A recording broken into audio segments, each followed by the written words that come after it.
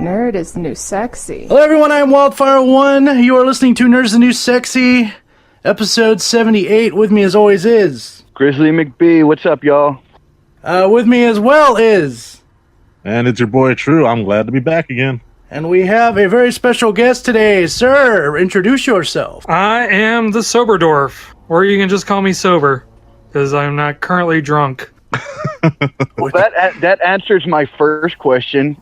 Do you drink? Just moving straight into this, Sober, tell us a little about yourself. I mean, a lot of us have seen your YouTube page, great YouTube page. I see a lot of I agree, very love and a lot of passion in what you do, and we kind of think of ourselves as the same way. But go ahead and tell us about you in your own words. Yeah, I'm Soberdwarf. I run the YouTube channel, also named Soberdwarf. That is a video game analysis and more focused on video game design and storytelling. I grew up with video games. I've been playing video games since I was like 2 years old. Before I could read, I know for a fact I was playing games. I always wanted to be a game designer, but I kind of grew up in the middle of like cornfields, and I was very much in that situation where there was just no opportunities around me. So I did a lot of self-studying, and growing up, I just was like, oh, hey, let me learn about game design, and basically took everything I could in about it. And I had all this amazing knowledge and pretty much nothing to do with it. That's a damn shame right there. It is. Yeah. It is, especially if you went out of your way to learn and such. But, you know, the good news is you could make the corn fight the toast. So, but I mean, What's wrong with you? What do you mean? I'm making a good situation out of this. just about 2.5 years ago, I was like, I had all this information. I was seeing other channels kind of started to do it, and I was kind of in a situation. It's like, what are they talking about? They have no idea what they're bringing up. Why is this information? Or, hey, this information's really good, but it's so boring. Like you're not relating to it. Because I grew up as a storyteller. That's also went in for writing. I learned how to write narratives. So I was just like, you're not relating this to the audience. And eventually I kind of just got off my laurels and was just like, why don't I just start making stuff? Not expecting it to be anything, like any sort of success, just to see if I could do it. Then people gravitated towards it. So people have been checking it out, and here I am today. All right, so I got a question for you on that then. Mm-hmm. At what point did you realize that this was something that I really, really want to do?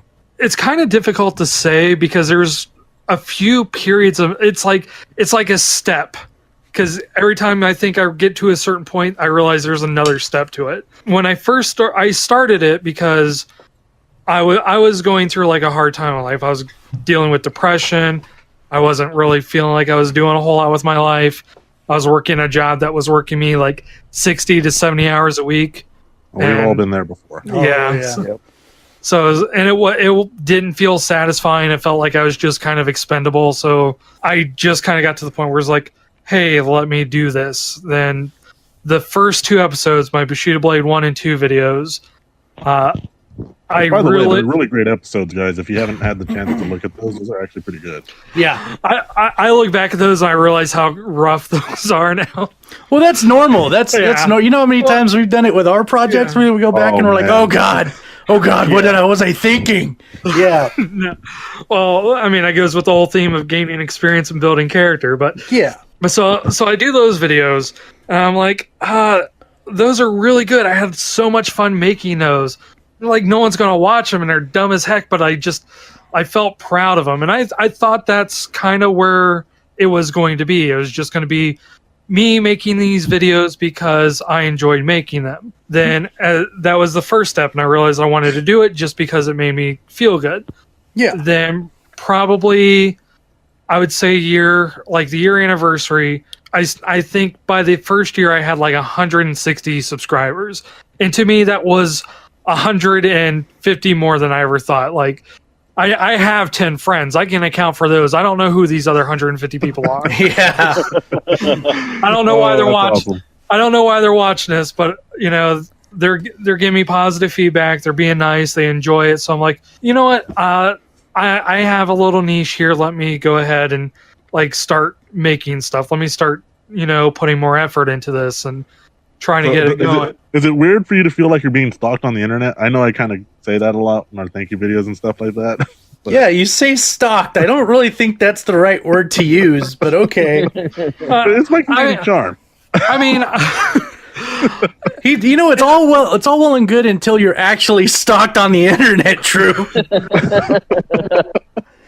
Oh, the dream. Well, to be fair, I'm also I'm a person who watches a lot of YouTube, so I'm kind of the stalker. Like, there's a few channels that I watch that I just watch because I enjoy the personality so much. And yeah, I'm the same way. So, who are some of your faves? I like Pro Jared. If we're gonna get into the mainstream first, Pro Jared has always been pretty cool. I like his takes on things. Like, I don't agree with probably 50% of what he says, but the stuff I don't agree with, he kind of understands that they're contentious points, so he kind of clarifies why he doesn't. I've been watching, one of my favorite Let's Players goes by Grimmithar. He's been doing Let's Plays for probably, I would say, 6-7 years. He's not big. He's been doing it for so long. He's got 10,000 subscribers, which is, successful, but it's not like what you would expect from a Let's Player been doing it that long. But yeah, just kind of how genuine he is as a person, and not necessarily even in a good sense. Just that you're getting him and not some kind of fake personality behind it. Yeah. So, and that's something I respect a lot. Lazy game reviews, I kind of have that as background noise most of the time when because I just there's a lot of people I listen to because I just like how they talk and speak and their insights on things. Anyway, going back to the point, I started making it for people but I was like, okay, it's never going to get big, but there's people watching it, so let me go ahead and start making for them. Yeah, that's a start, right? Right. And that's you even mentioned that in your not the Final Fantasy 11 video, that you said that you're making the channel that you want to watch and that people are going to enjoy because that's the type of content they're looking for. Like you said, right. And you hit the nail right on the head where you're saying that not a lot of people do what you do, where you put so much passion into it. Yeah, and that was the thing that really got to me is I was watching YouTube for probably I've been watching YouTube since Angry Video Game Nerd. Yes. I don't even watch TV. I just watch YouTube. If I need to watch a show, it's on YouTube. I kind of got to the point where I was seeing it evolve, and I'm like, hey, here's all these people. Oh, wait, now you kind of are starting to get into that pandering, and I don't want to mention any names, but yeah, there was a hint in my not Final Fantasy 11 video about a particular YouTubers that kind of dropped into the Five Nights at Freddy's category. Yeah, I know a couple, and one of them said that they're not going to be doing those types of games anymore recently. And you got a bucket full of names there, though. If you think about it, that way I can just throw as much flack at them as possible, and not people can pick their own target for that. Yeah, see, right there, you're just kind of playing the part of someone that's doing hate control. Yeah, I am my own. Throw your stuff there, but let it think it came from somewhere else. I mean, when you're a YouTuber, you have to be your own public relations too, and that is true. That is so true. So I was seeing these videos, and I'm like, you used to make such passionate content, and now you're just kind of going through the motions, and I can tell you're not interested. So if you're not interested, why should I be interested? Let's play Five Nights at Freddy's, and then let's play Five Nights at Freddy's 2. Oh, guess what? The third one came out. Oh, the fourth one. And it's not even, because I don't mind people who are passionate about Five Nights at Freddy's. I think that the development story to that's really inspiring. It was a guy who pretty much came from a failure and turn that failure into a success. I like Five Nights at Freddy's for that. I'm not mocking the designer at all. But but I'm just saying this is the problem with it, is that you have this impassioned story, but then you have these people making videos about it that are just kind of doing it not because they care about the story. They don't necessarily care about the narrative of the game. It's easy popularity. Yeah, it's like, hey, I did this one thing that was popular. Let me go ahead and do something that was just like it. That's Because It's kind of like how Undertale blew up. Like, you wouldn't believe. I mean, the story was great, and there was passion in that story. But some of these people that were playing it were just doing it because it's getting them the views. Yeah, and you like I don't. People can tell that, or at least I like to think people can tell that. They can tell. I know I can. I can tell that when I play video games. I can tell when I'm playing a game if the developer was actually genuinely passionate about what they're doing, or if they're just kind of just like, yeah, whatever, FIFA 15, here you go. I'm like that with all the FIFA games, just so you know. I have a huge disgust for FIFA. I'm going to go on a rant here. I'm sorry. I know I'm taking your thunder. FIFA. You remember the whole EA thing where their servers got hacked? Mm-hmm. Okay, and what sucks is, I am of Hispanic descent, and so people automatically assume FIFA's going to be a game I'm going to be interested in, which really sucks. Wait. You don't play FIFA? I'm going to slap you so freaking hard. So anyways, I played Dragon Age Origins, and you know how that was an EA game. Well, my account got hacked, and I had a $50 card, or $50 in digital currency, right? So some jackass, and I swear, I'm kind of curious if they're listening. I hope we get big enough where they listen. I curse you and your family for hacking my account, taking my $50 to buy FIFA Gold Pack, and then put like 2 achievements on there for a game I'm never going to play, let alone ever complete, or 1,000 point. That makes me so, He pretty much boned you and left you on the side of the freeway. Oh, dude, like I have. Oh, I'm sorry. I know. You know what? Again. You have every right to be mad about that. I'm mad for you. The one thing that sucked about that, when that happened, Halo Reach had just came out, right? Oh. And so I didn't have my gold expired, and I couldn't play online because they froze my account. Oh. Because they had to investigate it and everything like that. And then they didn't even refund me the $50. EA and Microsoft didn't refund me that money. Well, EA is kind of the devil. I mean, it's like, this is going to be another like side tangent. It's because after a while, when you get like so big as a game development company, which EA is more of a publisher than it is a company now, but they're so disconnected from what they think is, because they're not answering to people, they're answering to investors. Yep. Yeah. And that's what matters to them. Well, I mean, it's biting them in the butt now. Like the whole Battlefront 2 situation there. Yeah. I mean, there was a post on Twitter that I thought was kind of funny. It's like, retweet if you see your kink. Like, butt, lips, watching EA burn in a fire and then possibly ruining loot crates for everyone because they're overreached. Like cuddles. And I'm like... Oh, boy. Getting onto that EA thing with Battlefront 2, that was a good example of how the gamers have a voice. I think it's getting to the point where for a long time, gamers in general were kind of complacent because bad business practices have been there for far longer than we want to give it credit for. I know a lot of people think it's with the birth of the AAA industry. It's like Capcom was doing shady things back then. We just didn't hear about it because there wasn't a 24-hour news cycle on, game journalism. A lot of times it would just be like gaming magazines, and gaming magazine isn't going to bite the hand that feeds them. There was stuff going on way back then. Nintendo was doing that shady, like first party, or like, hey, you got to develop for Nintendo, and if you do it for another company, you lose your rights to. Yep. It has been going around for a long time. Now we're to the point because we're so informed about what's going on, and there's YouTubers and journalists and other people out there that are willing to be like, no, hey, this is kind of crap. You need those. Like, I know I keep the channel fairly positive, and I try to avoid those kind of conversations, but those have every right to exist, and they have purpose. Personally, I kind of get burnt out on it. That was a situation where with my Katamari video, it was kind of shining light on that. It's like, hey, here's this crappy thing, but remember, games can still be good. You just kind of got to learn and pick and choose and understand what's going on. You got to be an informed consumer. And I think with the EA thing going on, it was very much, hey, this is kind of bullcrap, and we all agree with it. And EA probably thought they could get away with it because they were getting away with it with FIFA and all their other games. Can we just officially dub FIFA the game that shall not be named? What are you're talking about FIFA, right? I'm gonna punch a wall right now, man. That's kind of what I'm going for.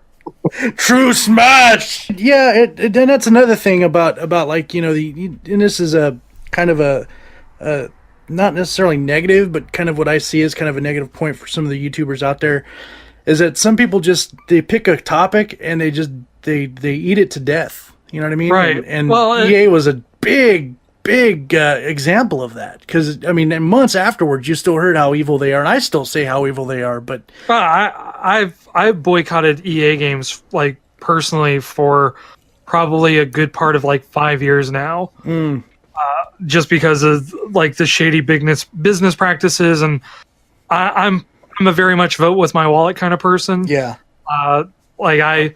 unless a game is like really fair with it, if it has like microtransactions, I'm like, I'm just gonna wait for the Game of the Year edition to just get all that anyway. I totally understand. I think I might have Stockholm syndrome because I still give EA money. I do too. I can't. I did buy Battlefront 2. I'm not gonna lie. I mean, I had to give in with Capcom at a certain point, because during the Capcom, like the Mega Man thing with Inafune and everything going on with that, I was like, no, Capcom's not getting any. Mighty Number 9 is the new Mega Man, and then that Mighty Number 9 actually happened. I'm like, oh. It wasn't as bad as everyone said it was. I actually kind of enjoyed it a little bit. It's not a bad game. I think the problem is that there was a lot of misleading. There was a lot of hype. There was a lot of, oh, this is going to be like the new thing for Mega Man. Inafune is working on it. It's like, Inafune just kind of got it started. He didn't really do it, and the people that were working behind it, you know, they never made a Mega Man game before, so it's not going to be like Mega Man. But can we talk like Shovel Knight? I mean, how great was that? Oh, Shovel Knight's amazing. I'm sad because I've never played it. Okay, so I was broke when it came out, guys. Okay, we're gonna go through that on the Switch since we can do co-op. That sounds good. It'll be kind of fun. That sounds good.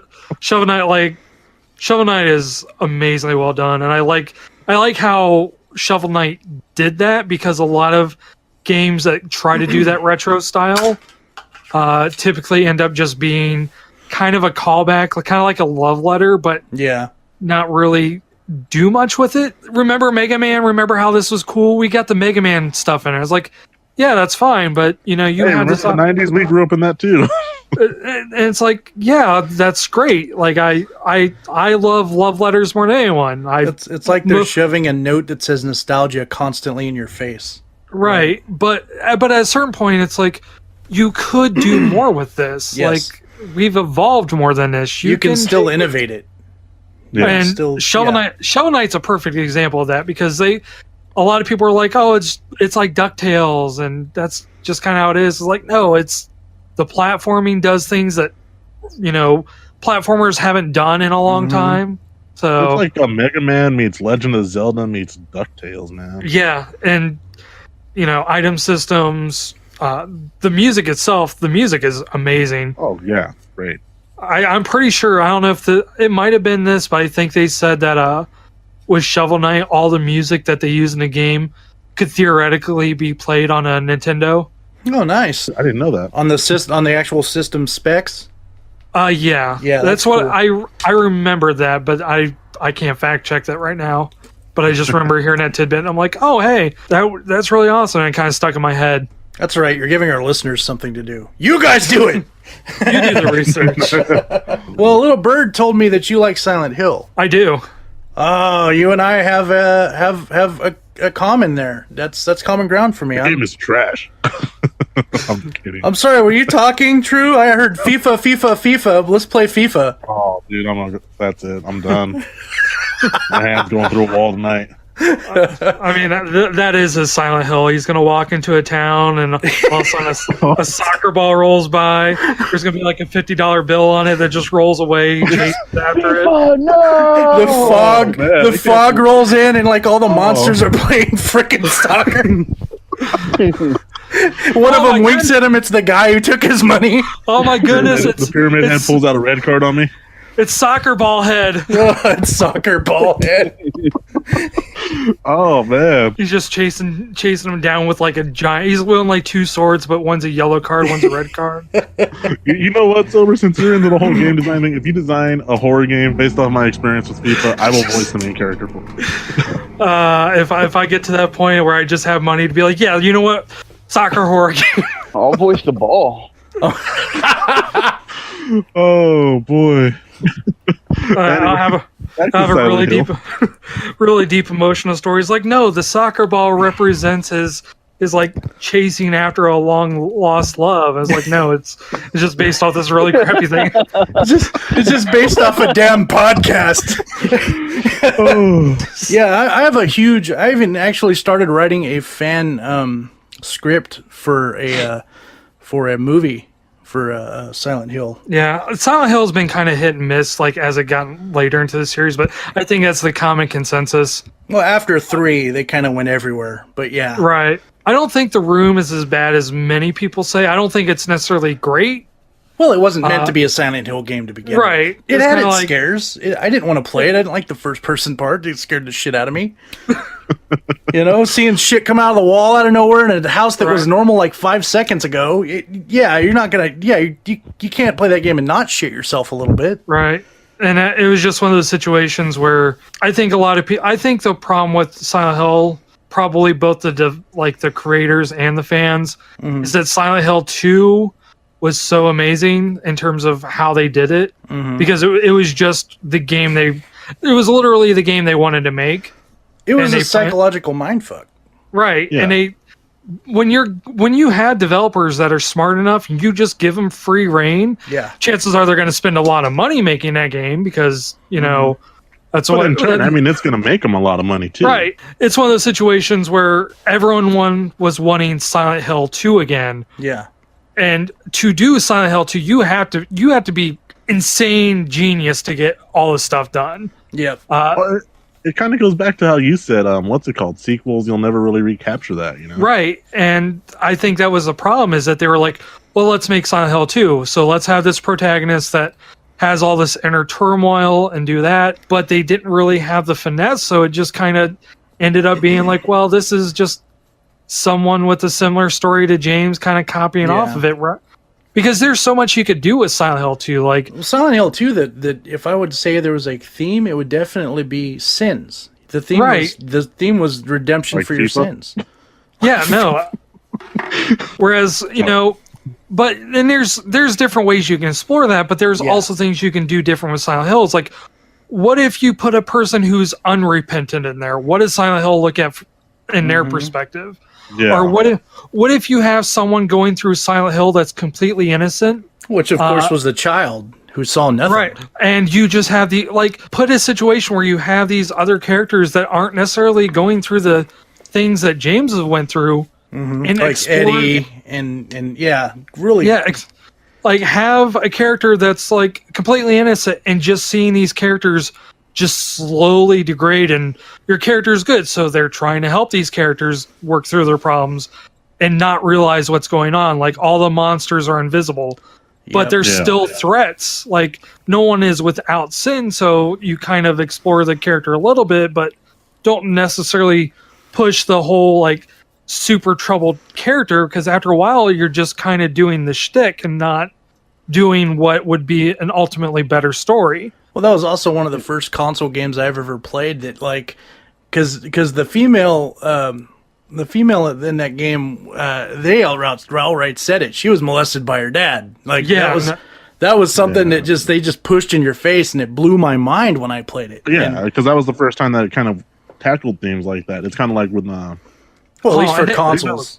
And they do that so well. Like because it was probably a good 7 years before playing Silent Hill 2, like making that video. Yeah. And I knew that there was those themes going on. I'm like, and as I was creating that video, I'm like, oh geez, this is gonna be a rough video to do. And it's like emotionally rough, because I'm a very, like, this isn't a humble brag, I'm a very empathetic person. So when I hear those stories, I get like physically upset by it. You put yourself in their shoes and you feel what they feel. I'm right there with you on that. Yeah. So I was working on that episode, and I'm like, how am I going to do this? Like, how am I going to make this episode like watchable? Because it's going to be like so depressing. And so like, you know, you can't make jokes about it because it's just, you know, you don't want to be very like insensitive and really stupid to make a joke. Well, about. you Right. can make a joke, but it would be bad taste. It would be Right. very Yeah. bad form. That's not the type of person you are. So I'm working on this episode, and I didn't realize how well they handled that subject matter because Oh, they yeah. handle it like so maturely. It's not you know, in your face. Like it shows you what the consequences are for the actions. Yep. But it doesn't be like, it's not that Saturday afternoon cartoon where it's like, and then, you know, child molestation is bad. And it's like, no, duh. You're right. No, We you all get to know see that. what it did to this man, person. That Sonic cartoon, Sonic Says, where he talks Yeah. about. Oh, yeah. And that's no good. But you got to see how it affected this person. This person grew up with that, you know, and it became. you see Oh, the yeah. aftermath of all that, and it's Yeah. just one of those things that's a turmoil. Yeah. And the way it contrasts, like compared to with James, because there's that overtone of like consent to it. Whereas like Angela is very like the far end of like non-consent. Yeah. Then Eddie's almost like the complete opposite, where he's the real monster in comparison, and James is like stuck in the middle. Spoiler alert, guys! There's a troll ending in there. Damn it. I like that ending. Actually, AGDQ had a shirt of the dog, and it says "It was you all along." And I actually got that coming in. So excited to wear that shirt. But I mean, that video ended up doing really well because of just how well they handled that subject matter. Yeah. But to handle that subject matter as a narrative that requires such a fine brush. That is so hard to do because it's so easy to go. It's easy to go to the extent of basically being that Sonic PSA at the end. Yeah. Like, oh, and that's no good, and rape is bad, and Yep. it's like, or Is it really? Damn it, Grizzly! Go Wow. back to your corner. but if you try to write that narrative in another way where you're trying to like not make it a big deal, then you're doing a disservice to the people who go through that. Yeah. Yeah, it's kind of like if you got to do it's not walking a rope, it's walking a wire at that point. Yeah. Like, too far And- one side. And that is, as a storyteller, that is so hard to do. Like, I cannot explain how hard it is to do that because everyone's so different. Like, people are going to play that and pull different things from it. Well, the writing And- was so good. It was. Y'all know that. And the reason it was so good is because when they started making that game, they basically came up with the story first. They thought the story, then they built everything around that. And of course, you got all the lore to Silent Hill too. I mean, there was a lot of lore that came out of that game. That And I think it was smart for them to kind of put Silent Hill 1 to the side because I really like Silent Hill 3 as a game, me too. but I think it kind of got too heavy in its own lore that it kind of lost itself in it. See, I kind of disagree, but I agree as well. I thought Silent Hill 3 was actually if they stopped there, I'd have been happy. No, I mean, I really like Silent Hill 3. I know it's a criticism out of love. Yeah. I like the cult for the first one. I like the idea. And it's a personal opinion, really. It's subjective. I think Silent Hill would have been a kind of a stronger series if it was just a kind of a place where bad things happen. But it kind of doubled. Like, I think doubling back on it, it's like, okay, no, we got to make Silent Hill 3 kind of more like Silent Hill 1. There was a lot of good things, but I think there's just a few weak points where it tries to like incorporate those moments back in. Yeah. It was almost like it was forcing it. Yeah. But I mean, Silent Hill 3 is amazing. There's that one line that shakes me to my core every time. It's like, it's that one guy who says, "They look like monsters to you." And it's just that it's like a gut punch. Silent Hill 3 is the one that kind of started the whole thing where it's like, oh, hey, these could be like normal people that you're killing. Oh, yeah. I get It's yeah. kind of like I Innocence get what you're Lost. saying. Yeah. Right. Yeah. Whereas I think Silent Hill 2 was the one that kind of stated that the monsters look different to different people. Yeah, depending on your sin or whatnot. Right. They could have all been monsters, but Silent Hill 3 was the part where it's like, oh, I could have been like actually killing people. I might have been hallucinating. I might be the crazy one. Yeah. Yeah, they kind of pull it back immediately a little bit, but it's just enough to make you like, oh. Yeah, this is fucked up. So I think Silent Hill 3, and also like I think it's a little scarier than Silent Hill 2. I agree. Because Silent Hill 2 is very much a psychological horror game. It's one that gets in your head. I think there's more physical scares in Silent Hill 3 than there is 2. Right. But physical scares are just as important. There's this one scene that I love. It's where you walk into like this room and then like either the door is completely locked or it's missing. Mm-hmm. And you're stuck in this room and like blood starts like you're talking about the mirror, right? Oh yeah. No, that yeah, that when I first saw that, I about shat myself. That was how scary it was. And of course, the first thing you do is you're making a beeline for the door, and the door's like, it's locked. Oh, I was like, how the fuck am I supposed to get out of here? And then you can either die. The first time I died. Yeah, or you can wait and then wait for like something to happen, like the reflection to stand still or something like that, and then it unlocks. Yeah. And no, I think that's really good. See, I think Silent Hill 3 hits those kind of horror scenes perfectly. Yeah, it's just, but there's never going to be a perfect game. Like I think Silent Hill 2 isn't a perfect game. It is very rough to play nowadays, especially with how dated it is. Like when I play Silent Hill 2, it's pretty much right now for the story, for the experience of it. Because I mean, the combat isn't really even that scary anymore. Yeah, I agree. The first time you played it, it's creepy, but like once you're used to it and you know what's what. I will say though, Silent Hill 2 had the scariest monsters.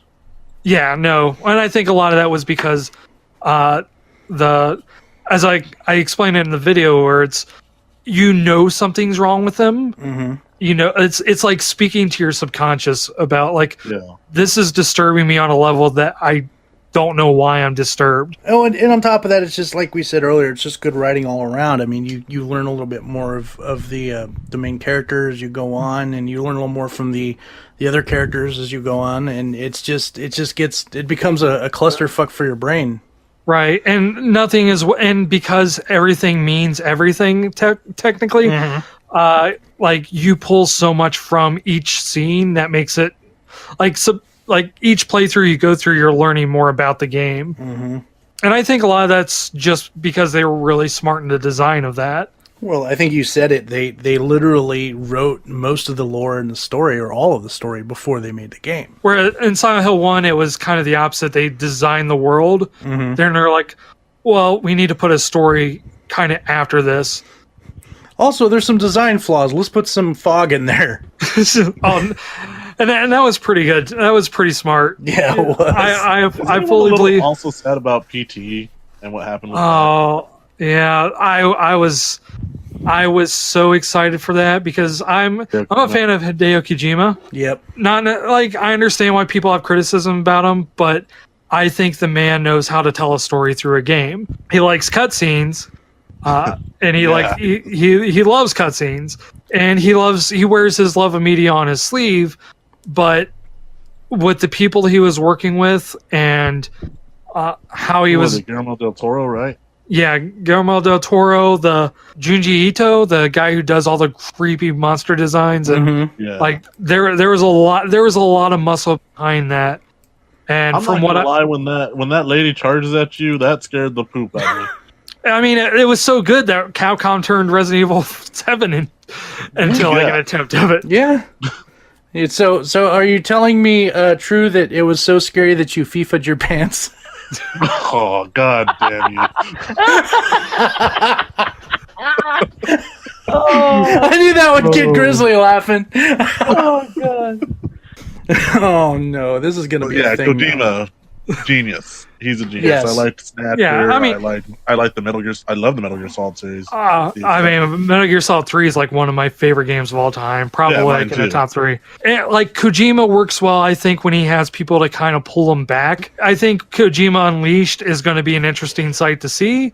Like we're already seeing like some crazy things with Death Stranding. Yeah. I have no idea what that game's about. Neither do I. Yeah, I've never been so confused watching any type of trailer. I was just like, what the hell is this?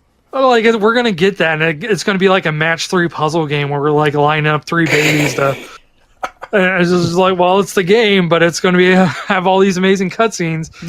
Like we have no idea what that game could be, and it's Kojima. We could be playing a recreation of Penguin's Adventure. It's like his gems. first game. Going back to PT, like if anyone could make a game terrifying, it would have been Kojima because he knows how to pull the game, like the game itself, into the story, but also pull you into the game. Yeah, It's I can kinda honestly pro. say Metal Gear Solid 3, there was some pretty emotional parts in there, like especially the fact that they make you pull the trigger to kill the boss. Oh yeah, That is just, I can do a whole video on that myself, you know? Yeah.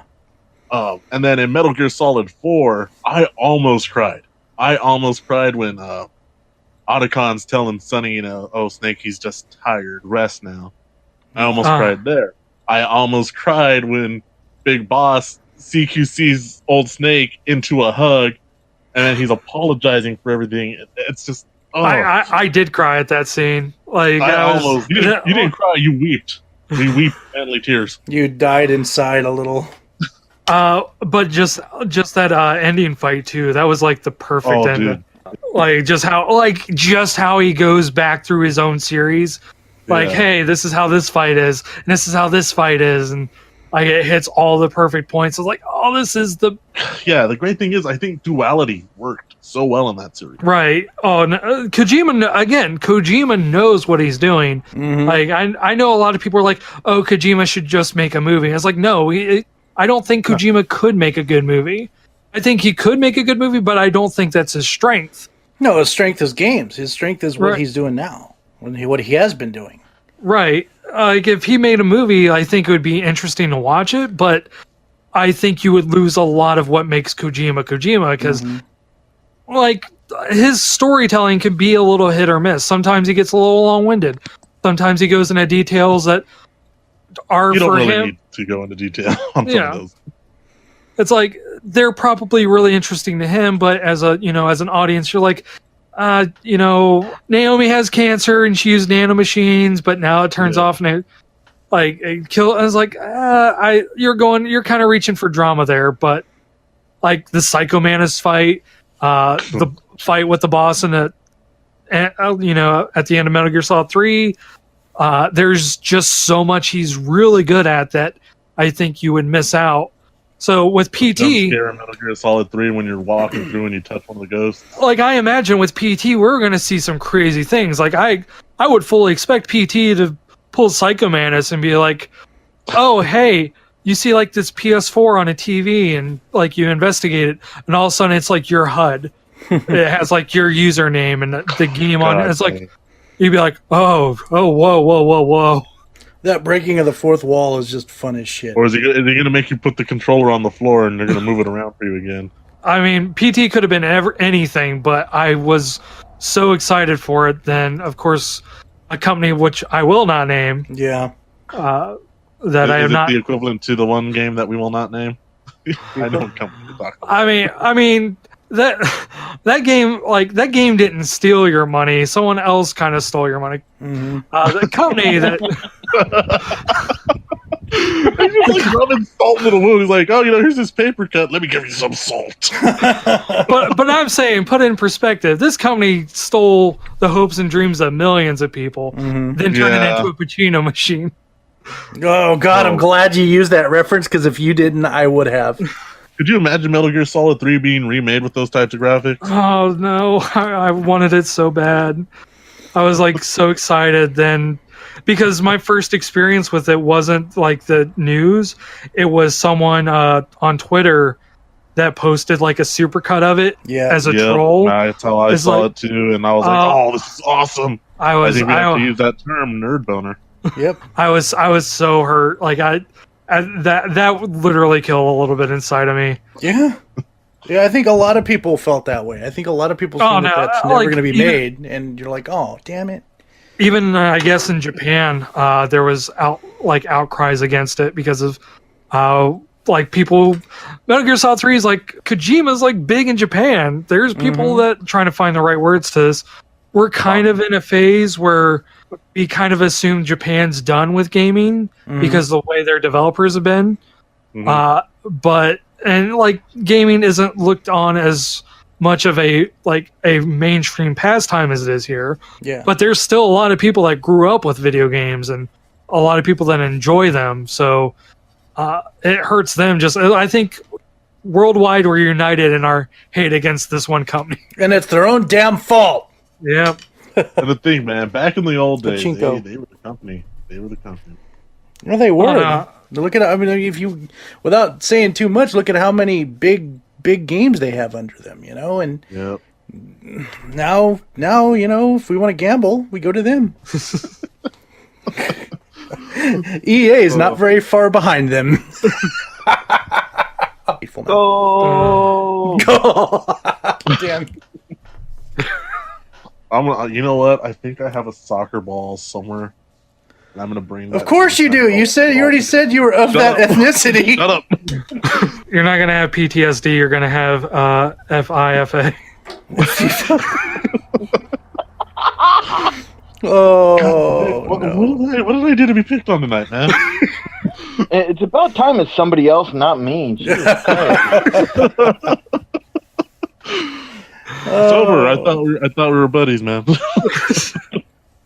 I mean, it's a criticism out of love. It's just like Silent Hill 3. Yeah, Silent Hill in general is a good franchise. Like you said, it did kind of fall off after a certain game. Tying it back to what my channel was, and that not Final Fantasy 11 video, I think it just kind of came from a place where they felt like they had to recreate a certain Silent Hill. Yeah. I mean, that's the only reason I can think of like James Sunderland's father being in there. Yeah. Like story-wise, there was really no reason for him to be there. Like he didn't, and that's a good example. Like Silent Hill 2, everything meant everything. Like you could tie in one moment of one scene to like 4 different other parts of the game and the narrative. Whereas The Room was just very much, here's this thing, here's fan service. It doesn't mean anything. It's just to please you. This is from another game. Check this out. Right. Everything else makes no sense. It's just like all the upskirt shots and all the animes. It's just fan service. Right, and it's one of those things that I think in certain instances you kind of have to pander a little bit. Like I make references, I make callbacks. It's going to happen because we like those. That's what meme culture is. It's hey, remember this thing that we liked? Here's a funny spin on it, or here's something that I know is going to please you. There is place in that in like any sort of media. The problem is like when it becomes that, when that becomes the focus, when you're no longer making Silent Hill 4, you're instead making like this kind of echo of Silent Hill 2, or when you're no longer making a video that you're passionate about, you're just kind of mimicking what was successful for that video. Yeah. It becomes an issue. It's like at that point you're just making something to make something. You're not going to be passionate about it. And while there's going to be some people that are going to be fine with that, they're going to be like, oh yeah, no, that's great. I enjoy whatever you make. Like people are going to play it. They're going to enjoy it. There's people that I still watch. I still listen to their music. I still play their games that I can tell that they're not passionate, but it's still enjoyable enough for me to consume. There's just that amount of passion that's acceptable. Right. But at a certain point, it gets to the point where, especially like this is the problem I've had going but way back, is when you have people that are faking that passion. Like when you have people like, oh, hey, everyone, I'm really passionate about this video game, blah, blah, blah, let me tell you about it. And you can tell that because they're talking to you on a surface level. They're talking to you as like, this is the problem I have with a lot of reviewers. They're like, and the graphics are really good. You can see your reflection clearly in the water, and the landscapes look amazing. And like you can tell that there's nothing there because they're just kind of repeating what they see, but not what they feel. Whereas like with the video that that's coming out personally for me this Friday, upcoming Friday, which would be the second. Shameless plug right here. Video that's coming out. I talk about Final Fantasy 11, and I talk about one of my favorite areas in Final Fantasy 11. Is it the dunes? No, it's not the dunes. The answer may surprise you. You'll have to watch the. Yeah, watch the video, True. How dare you? You have to wait like everyone else. You're not special. FIFA. Oh. Wait. Here's the sound. Was that you punching the wall? That kind of hurt. Go. Now I feel like I inadvertently injured someone. He would have done it whether you said anything or not. He did it to himself. Besides, we said the FIFA too much. I'm glad you can spell Wyld. I am so proud of you. Go back to your corner, bitch. But like when I was writing that video, I wasn't thinking about, okay, how do I express this in a way that's surface level? I was like, oh yeah, this area is really great because it has like this scene and it has this stuff. It's like, no, for some people can tell when something means something to you versus you kind of just talking about it. I agree. And they can tell when it's phoned in. I can honestly say your Final Fantasy 11 video is what on your channel, because here's a big secret for everyone. You know, I've played Final Fantasy 11 since 2000, since its initial release, actually, on and off, and then I didn't really get into it until heavy until 2000. Put your pitchforks away. I've never played it. Nah, I totally understand people not playing that game. Well, it's pay to play. We're new friends, Sober. We're new friends. I do not like Final Fantasy. Nah, that's wrong though. You just lost my friendship, Grizz. You've known that for years. No, I haven't. You just broke my heart. You have a heart? Well, I found it and you broke it. Mom, Dad, stop fighting. Final Fantasy has always been a big love of mine. 11, the online ones really actually I haven't played simply because of the pay to play. Yeah. I totally understand that. Like, I was in a situation where I could barely play it, and that's because I told my mom I wanted to buy this game, and she didn't realize it was a subscription fee. Oh, shit. The gift that keeps on giving, right? Pretty much. Soberdwarf convincing his mother to pay. Well, I mean, I was innocent. Like, I was like 15 at the time. She had the option of looking at her credit card bill. Oh. I didn't. So, but I totally understand why people couldn't get, like, it was a rough game to get into. Yeah. Oh, yeah. I know people that really liked Final Fantasy and they tried to play it, and it's such a departure from what you expect that, it wasn't what they wanted. They were thinking it was going to be a traditional Final Fantasy, and I was I'll tell too. you how hard it was for me. I played a Dragoon as my main for the first portion. Oh, I'm right there with you. I was Thief. I was maining Thief first thing before anyone knew what a Thief could even do. Yeah. Like, I remember. I switched to Paladin because my brother wanted to be a summoner and he had trouble getting parties, and so we kind of did the whole Guardian thing, and I got pretty well known as a Paladin. Yeah. It was such a different experience for me because I started Thief, which is, for those who might not understand, Thief is a kind of it's called a hate control class, which, I mean, it's a very useful thing in Final Fantasy 11. Yeah. But it's not intuitively useful. Like, you don't look at the class and be like, well, like, why would I invite a thief when I can just invite this class that does more damage? It's like, well, that's not why you invite a thief. But speaking as a paladin main tank, thieves were my best friend. Y'all know thieves can be like so useful. Like, anytime I was leveling not a thief, I was trying to find thieves. It's like, no, because I don't want to, as a healer, or I don't want to have to worry about like them dying because of some random thing happening. Yeah. But then I went to Corsair, which is like a group buff, and whereas Thief I think took me 3 years to get to level 75, Corsair was like a couple of months. Okay. Like, oh, this is what parties are like. Oh man! But I mean, like, in other jobs, and I would get like messages. Oh, are you gonna jump on your paladin because we need someone to tank in this party? It's like, let me go switch gear around, and it's gonna take me like an hour to get over there. Final Fantasy 11, I totally understand why people didn't get into it. I even understand why people don't like Final Fantasy. I subjectively disagree with that opinion, but I can. Yeah, Grizz. It may not be right, but everybody's got their own opinion. Okay. Okay. As long as you agree to that. No, I've played Final Fantasy since 1, and it's just I've loved the games and I've loved the franchise, and I think it's come a long way, and I'm glad to see it.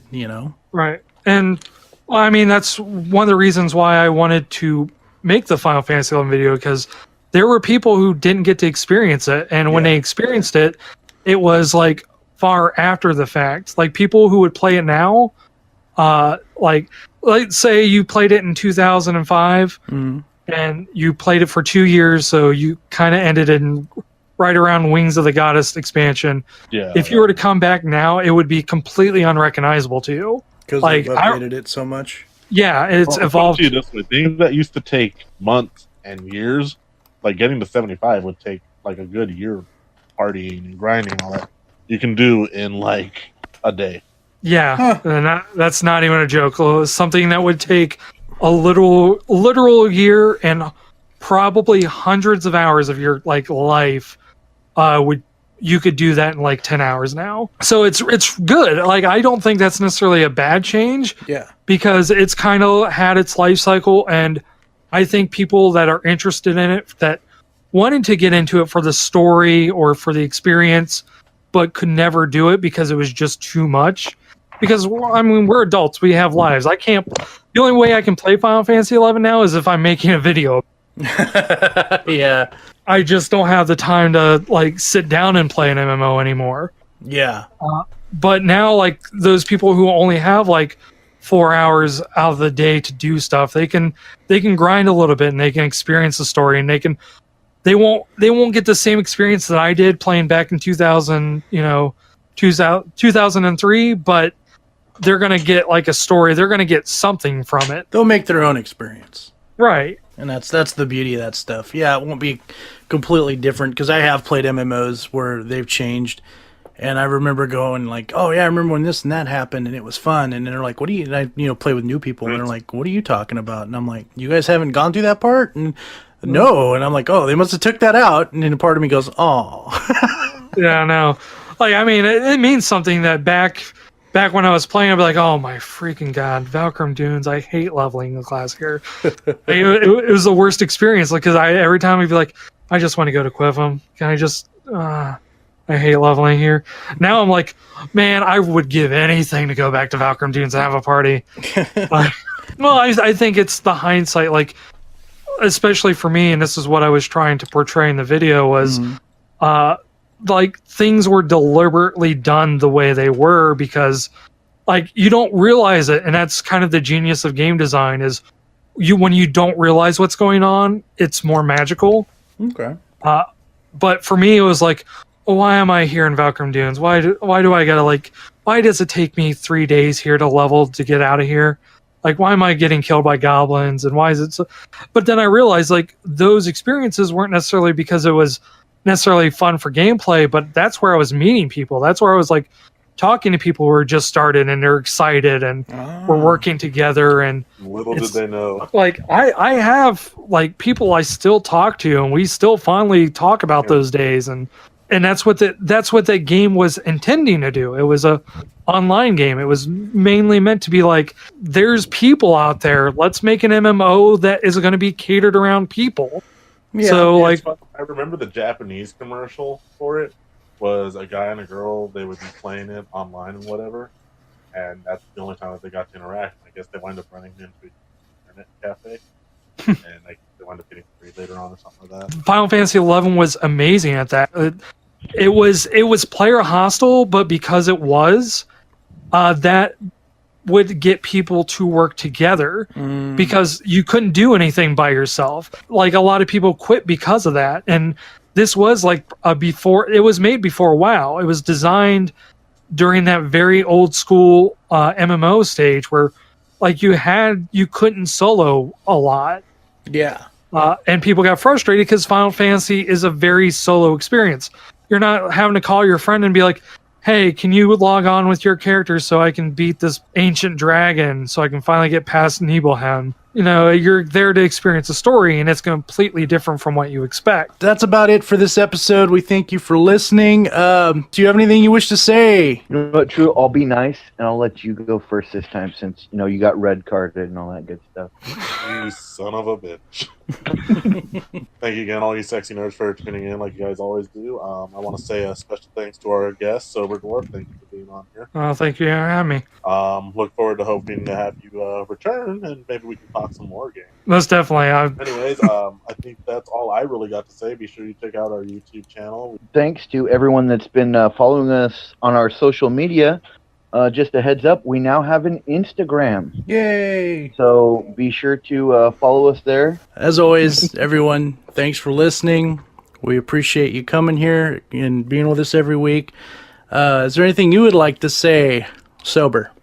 Well, pretty much if you were enthralled or interested by any of the topics I covered here, we pretty much retreaded ground for my videos, which are a lot more well-produced and scripted than my just ramblings. They're a little bit more concise. I think everyone here can vouch for that. So if you're interested in hearing more analytical stuff, it is there on my channel. It's Soberdwarf Show because for some reason YouTube wouldn't allow me to just do Soberdwarf. All right, everyone, we appreciate you listening. We'll see you next week on episode 79. Remember, after episode 80, that'll be the end of the season, and we will take a few months off to, of course, bring you some more different types of entertainment, probably videos and some other stuff like that, Let's Plays and such. So, everyone, thanks for listening, and stay sexy. Always.